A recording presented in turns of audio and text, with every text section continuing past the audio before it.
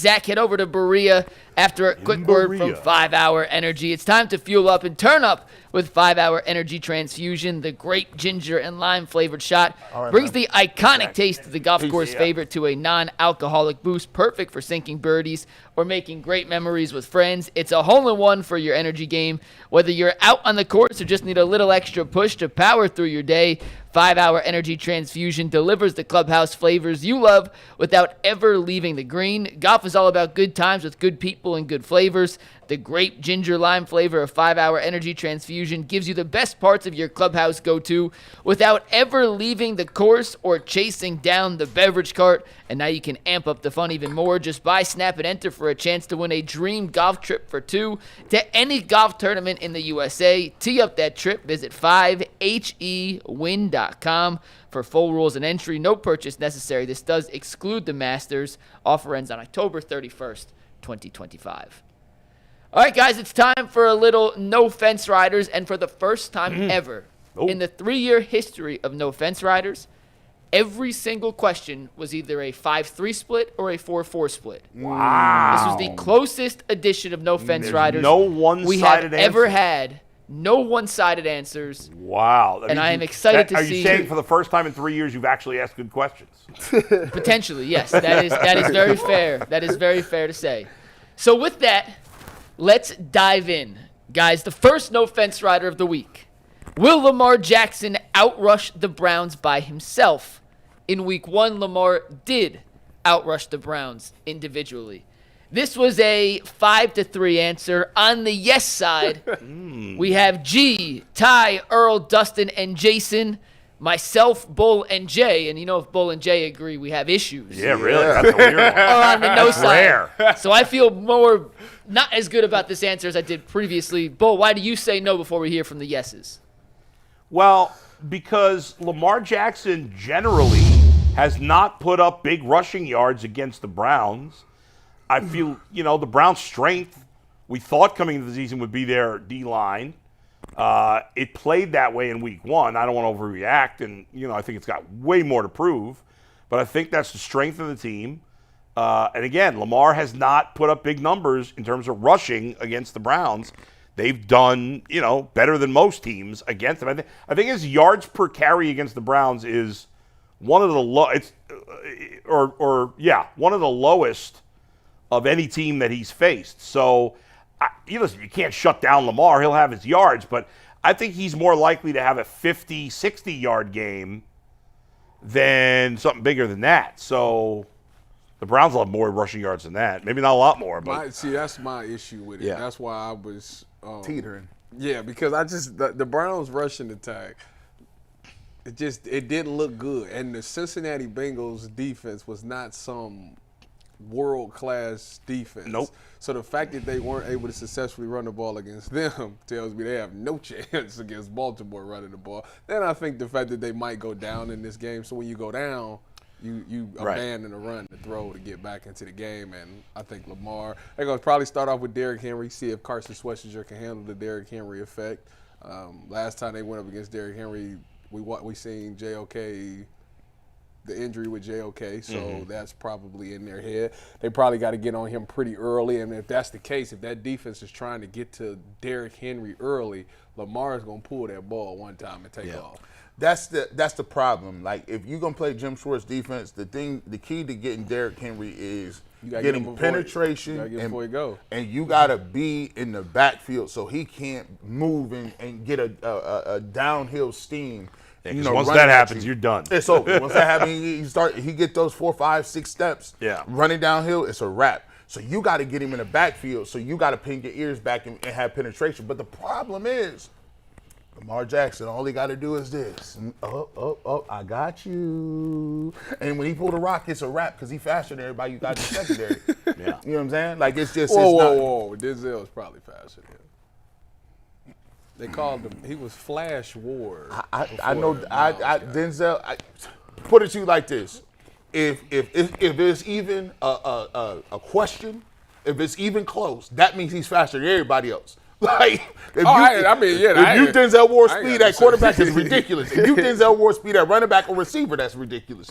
So when he do that, Now it's like, oh man, and then plus it's the little runs that get you like the Lamar Jackson. Oh, I had everybody covered, and then the rush lanes ain't covered. So then he takes off and give you that 13, 14. Them ones really kill you because they move the sticks and they keep the rock. And now you got to see Derrick Henry 2 more times. And you got to play a lot of zone, which I'm worried about our communication because if you play man to man, that's the Michael Vick effect. That means that nobody see Lamar and Lamar gone. And then JOK was a lot of them games we mentioned.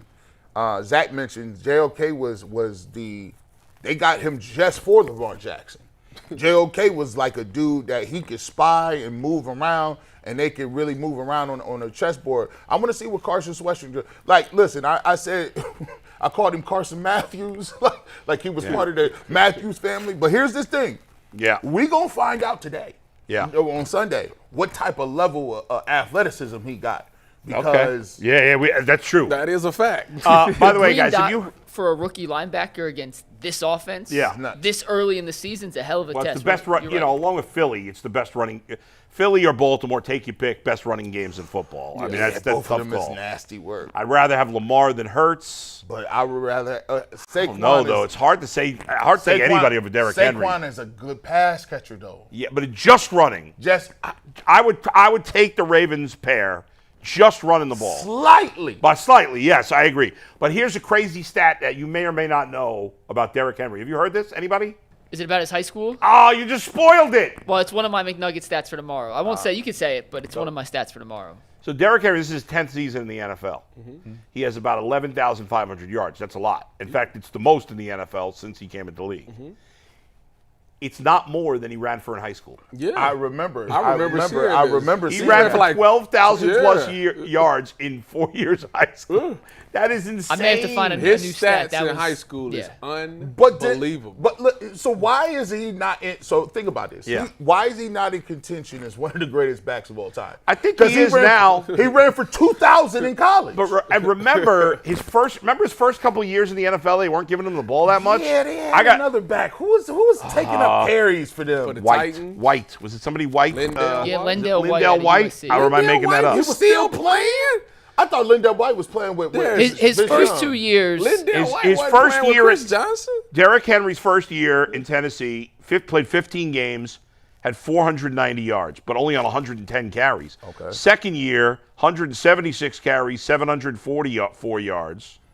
And then, since then he's been who was the back that they had those years? What year was this? It was 16 and 17. Okay. I got you right now, Bolt. Go ahead. In 2016, the leading rusher was DeMarco Murray. It Oh, wasn't Lindell White, DeMarco Murray. Right, they went and got And him in free agency. in 2016, DeMarco Murray was a second-team All-Pro with Yeah, but he had 1,300 yards that year, DeMarco Murray. He was really, really good. I can see why. Marcus Mariota had almost as many yards rushing as Derrick Henry in that first year. I forgot. Yeah. Why? See, the Texans was supposed to, or the Titans was supposed to be good. Yeah, But well, the they quarterback were good, didn't I pan think. out. got Cam And when the Ward, quarterback I don't think pan I out, think that's what legit. happens. That's what happened. All right, speaking of quarterbacks, the quarterback is the focus of our second no-fence rider. Okay. We talk about Joe Flacco, his touchdowns, and his turnovers. Yeah. The question was, will Flacco have a positive touchdown-to-turnover ratio against Baltimore? If you think it'd be even, 2 touchdowns, 2 turnovers, the answer was no. In this split, once again a 3-5 split, Tyvis, Earl, and Jay are believing that Flacco will have more touchdowns than turnovers, while G, Bull, myself, Dustin, and Jason all think it will be even or on the wrong side of the turnover-to-touchdown ratio. Ty, you said yes. Start us off. I think it's going to be 2-1. I think it's going to throw 2 touchdowns to the 1 pick that he throws. I think that's what's going to have to happen in this game for them to have a success because I don't believe in the rushing attack. And I don't. Why is that hard to believe? I didn't say it was hard to believe. Y'all said no. As a matter of fact, he shouldn't have thrown one last week. Just because we say no doesn't mean it's hard to believe that it would be yes. I think. Okay, so why no? Here's what I'm gonna tell you. It's gonna be 2-2. He's gonna play good all game, right? And into that last drive, 2-1. Until he gets, they're gonna have to have a drive. They're gonna be beat down during the game, and he gonna throw something in over the middle. And it's they got two. These dudes they might not have the statistics, but they known for getting the rock. they known for like Baltimore. I'm them safeties that be lurking over the middle. They long, rangy, and I don't feel like he's gonna be out here being precision. He gonna throw two. He gonna throw 2 touchdowns. Give him another 2. Tyvis, when we were talking about the running earlier, one of your arguments for why the Browns wouldn't have a lot of rushing yards was that you think the Ravens are going to be up a decent amount. Yeah. Well, if the Ravens are up a decent amount, which never was the case like last week because they were never down more than 7 to Cincinnati, if that's the case, they're going to be throwing a lot, which is what you suggested. And Joe's going to have to take some chances, right? 'Cause if you're down more than a touchdown, you can't dink and dunk the whole time. So he's going to have to take some chances down the field. That could lead to mistakes. The Browns have, not really been a team that on those 50-50 balls, their receivers are like, give me the ball, like.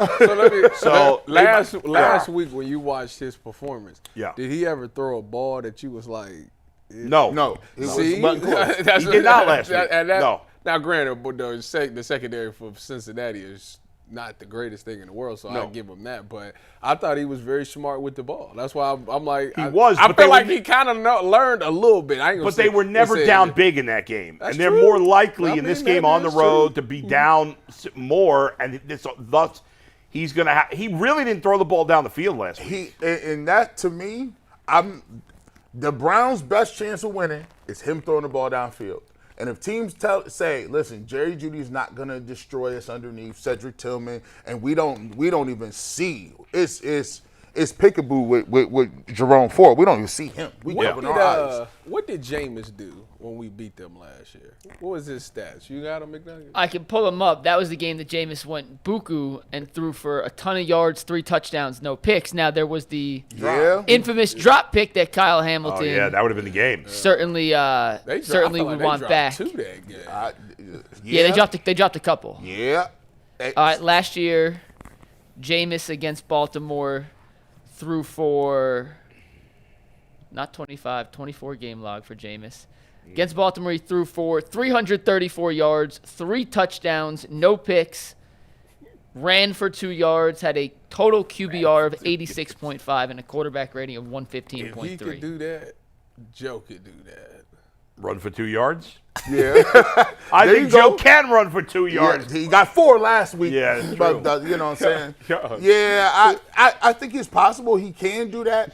My thing is, my game plan for the Cleveland Browns is you're not scaring me out of nothing. Y'all gonna have to run for 200, and I could get home before. I feel like I could get home before. Who else said it was me, Jay, and who? It was you, Jay, and Earl. Oh, shout out to Earl. He know ball. Our guy Bernie just walked in. We got Bernie coming on in about 25 minutes here. Okay. Glad to see Bernie in the studio. Yeah. All right, let's get to the next one, guys. Myles Garrett, in his career, has sacked Lamar 8.5 times in 14 games. There is 14 sacks against the Ravens. 8.5 sacks against the Ravens in 14 games. Got those numbers mixed up. It's his fewest against any AFC North team. We talked about how many sacks he has against Burrow and the Bengals. Are those all against Lamar or no? I have to go back. I'm not 100% sure. A couple games. Well, when Lamar missed the game, so there's a chance he sacked. Well, Joe Flacco was probably the quarterback when Myles Garrett's rookie season. That's why I said it wasn't all against Lamar, it's just against Baltimore in his career. All right, got it. The question, though, is after seeing what Myles did last week, after knowing the talent of Myles Garrett, will he be able to take down Lamar this week? Another 5-3 split. 5 of us say yes. Bull, G, myself, Jason, and Dustin. While Tyvis this time is on the no side of the equation, along with Earl and Jay Crawford. You guys are wrong on this one. He's getting to Lamar this weekend. I don't think he is. He's not going to sniff it? Nah, he going to sniff it. Of course he going to sniff it. Oh, he's got it. Lamar going to throw that, get rid of that ball. Like, I don't think that he going to get a sack. I just don't. After that game he just had, Lamar ain't crazy. He going to drift away from that man and everything. I just don't think he going to get it. I think somebody else will. I think he going to run him into somebody else for sure. I think the reason he gets a sack is because they have a push inside, and you can't run around a push in the front, and he's gonna have to get closed and encompassed. And I think Myles Garrett, what he does best is run the hoops. Myles Garrett has also gotten smarter as a pass rusher. Like, it was times where Myles Garrett used to lose contain sometimes, where he just was like, yeah, I'm about to do this move, and I'm fast enough to get back outside to keep contained. And sometimes he used to lose contain a little bit. But now I notice he's doing a power move where it's like, all right, well, I could just push you back and close the pocket. Like, I'm thinking he's using a lot more bull rush, a lot more, you know what I'm saying, taking the highway down somebody's chest and really collapsing the pocket. So I think he'll get one. But like we said before, it's all about when you get him. You got to get him when you need him. And last week he did. We'll see about this week. Yeah. I wonder what the Browns' record is in games that Myles Garrett doesn't get a sack. It's probably pretty poor. I could try. It's going to take more than a quick search. Don't do it now. That'd take a while to do. Yeah, but I'm curious. I'll find it for you, though. If Myles Garrett doesn't sack Lamar Jackson, it's going to be a long day. I know you're saying maybe it'll lead to somebody else getting a sack, but nobody else is piling up big sack numbers. Myles Garrett has to, and that doesn't mean he can't have an impact without a sack, but he needs to have a big time impact. He's going to have an impact. Yeah. I just don't think he's going to record the sack. All right. Yeah. Go ahead, Mike, next. All right, next one. This is a dead even split, guys. And this is my favorite question, and I love the fact that it came back dead even because it means there are legitimate arguments to be made for both sides. It was a simple question. Which tight end is more likely to score on Sunday? David Njoku or Harold Fannin Jr.? The four that voted for Njoku were Tyvis, Bull, Dustin, and Jason, while G, myself, Earl, and Jay all think Fannin will be the first Browns tight end to find the end zone this year. Bull, why'd you go with Njoku? I mean, here's what. Put up that graphic again. This is perfect. Of the 8 people in this, who are the 3 that are most prisoner of the moment? Jay, in order. Yes. Jay, G, and Earl. Yes. And I am not, though. You're not. You're the anomaly on that side. Jay, G, and Earl are most prisoner of the moment on this show. And so that's why they're all going with Fannin. I love Fannin. Love him. Can I give you my Fannin reasoning real quick? Yeah. And then you guys can tell me if you disagree. We just had Zach on. Yeah. And Zach said in the second half of the game last week, when the plays broke down, Flacco was looking for 44. That was his safety blanket. Yeah. Guess who gonna be on him? Number 14 from the Ravens. But you don't I thought Hamilton will be on Njoku. Why? Because he's still David Njoku, and it's just one game from Fannin. If he's looking for 44, why would you not go take away 44? Because it's one game versus a 5-game repertoire that we have from 2023. Yeah. I know a lot can change over that time, but I actually thought Hamilton will be the one spying Njoku in the red zone, which gives Fannin a more favorable matchup. Been a red zone target. I agree with that. Yeah. And Harold Fannin hasn't yet established himself as a red zone target. So it's totally fair. Totally fair. If either one's going to score a touchdown, and by the way, I wouldn't be surprised if both scored touchdowns. But more likely both score or neither score? Neither. No. In this case. Go ahead, G. It is a wrap, Harold Fannin. First of all, yeah, y'all missing the biggest consideration. Yeah. Is what route combinations are going into it. Kevin Stefanski will utilize Harold Fannin Jr. in more ways, more sneakily, and trying to scheme him open. David Njoku is a screen catcher. he catches the ball and he rumbles down the field and says, please tackle me, and does this. Harold Fannin Jr. has already been in the Wildcat. They're going to run reverses with him. They did all of that. And guess what? Zach was correct. When you watch the film, it's like, oh, you ain't open? Fannin. When you ain't open, Fannin. You know why? Because Fannin is more twitchier. He runs better routes. And on top of that, if you look at some of the plays, he makes guys miss sometimes at the same rate as Njoku. So if he's the number one option on the play that's called up, he's going to get the rock. So let me ask you this. You just gave a wonderful. That was cold, wasn't it? Yeah, that was a wonderful breakdown. so let's put you as the DC of the Baltimore Ravens. Okay. You got Kyle Hamilton, one of the best safeties, if not the best safety in the game, especially when it comes to covering. Okay. Who you asking him to check? Well, listen, here's what I'm going to do. You got to switch it up a little bit. Like sometimes, look, here's the thing. I don't want to keep Harold Fannin Jr. in for routes, but if I'm going to utilize my tight ends, I got to be like, all right, well, sometimes I'm going to block, and then it's check with me, right? And here's the thing. if they want to take the rookie away, I just asked you who would you have Kyle Hamilton check? if I seen all that, it's one game though. Yeah. He would have to prove it to me twice before I'm gonna take my queen and put him on him. So in 12 personnel, you have Kyle Hamilton check David Njoku over Harold Fanning, knowing that Joe Flacco, when everything goes bad, he's looking for Harold Fanning. But here's the thing. Run the check release then. Because now, if you want to take that, I want check release. That's nice. My thing is you still thinking offensively. I'm talking about if you was the defensive coordinator. Yes. Yeah, I'll give you that. Okay. I was like, yeah, go over here and now. You up here trying to figure out how he can get open. I'm asking you from the Ravens defensive coordinator game plan. That's what I got. Stefanski got to play ball. Now I'm like, okay, backside, who tackling this joke? So let me ask you this: you trust Stefanski to play ball? Man, why you asking me that question about Stefanski, man? What? Look, I will say this: his game plan was not trash. It was not bad against the Bengals, right? But I do think the Bengals kind of won because they came into the game and said, "We're not letting Joe kill us. We just not gonna do it." Now I need to see how Stefanski counters that and says, "All right, how we gonna get deep shots?" How much faith do you have that he does that? About 45%. All right, next, Mike. We got two more. This next one has to do with the Browns secondary. In week 1 against Cincinnati, the Browns defensive backs held Jamar Chase and T. Higgins to a combined 59 yards. The question is, will they hold every Ravens receiver to under 60 in week 2? Zay Flowers was the only Baltimore receiver. I was confused by this question. Or is it combined or not combined? You saying individually. Okay. Any individual Ravens receiver surpassed 60 yards. In week 1, Zay Flowers did. No one else did for the Baltimore Ravens. So when I got the answers to this question, we had 3 yeses and 5 nos. The 3 yeses, G-Ty and Dustin. The 5 nos, Bull, me, Earl, Jay, and Jason. G, why do you say yes? See, you see. Interesting in this one, by the way, the 3 players all said yes. We were like, oh, look, here's what it is. First of all, Baltimore is a bad fantasy team.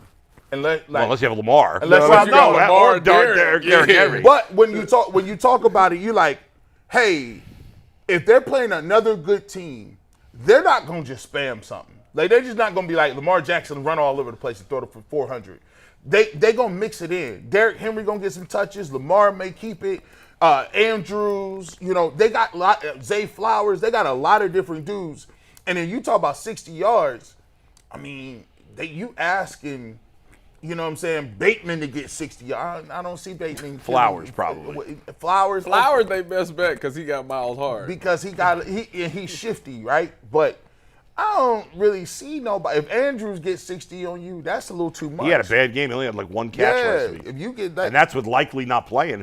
I was going against him in another fantasy league. I was smiling. Man, I got him on my team, and it was nasty. I got one league where I have Andrews and Fannin, and I'm going to start Fannin this week. Yeah. So, but I don't, Tyvis. I think Greg Newsome is playing like. When it's something when they say you in that position and you ain't going nowhere, you feeling like you can do some things. It's the fact that Hopkins at this point in his career and Bateman don't really scare me. Like Zay Flowers the only one that kind of got the chance, but I do think that I don't know how much man they gonna play because you really can't play man with Lamar. So to me, I think that they'll play decently in zone and. I think they'll do a good job. I got Zay Flowers with 77 yards in this one. I like the specifics. Last question, then we're going to bring Bernie Kosar out into the set. All right. It's a Better simple than my one. Uncle Bernie. Will Andre Schmidt make all of his kicks in week 2? Not a 5 of us are confident, 3 of us are not. Not a chance. Bull, Earl, Dustin, Jason, myself said yes. G-Ty and Jay. He stands no chance of making None all his kicks. all. He will shank extra point, but he gonna make up That's for what it. everybody thinks. He's going to do it. I'm telling you. Anything in the 40s, I'm going for it. If it's a 42-yard field goal, I'm going for it. No, he gonna make. They won't. They'll he kick gonna it, make I bet. the field goal from long. He gonna shank an extra point. I'm telling you. All right. Hopefully you're wrong.